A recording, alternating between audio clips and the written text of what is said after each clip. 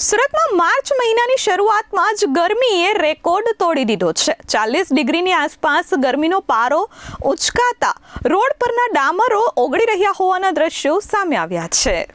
સુરતમાં ગરમીનો પારો વધી રહ્યો છે। દિન પ્રતિદિન તાપમાનમાં સતત વધારો થઈ રહ્યો છે। ત્યારે સુરતના લાલ દરવાજા BRTS પાસે રોડ પરનો ડામર ઓગળવાના દ્રશ્યો સામે આવ્યા છે।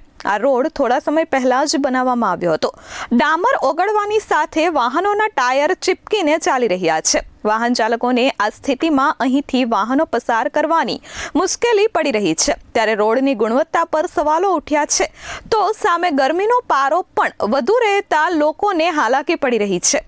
2 મહિના પહેલા જ આ રોડનું નિર્માણ કરવામાં આવ્યું હતું, ત્યારે ડામર ઓગળવા લાગતા લોકોને હાલાકી પડી રહી છે। અને હાલમાં જો માર્ચ મહિનાની શરૂઆતમાં જ 40 ડિગ્રી જેટલું તાપમાન હોય તો આવનારા દિવસોમાં તાપમાનનો પારો વધવાથી આ રોડની હાલત શું થશે તેવો સવાલ વાહન ચાલકો કરી રહ્યા છે।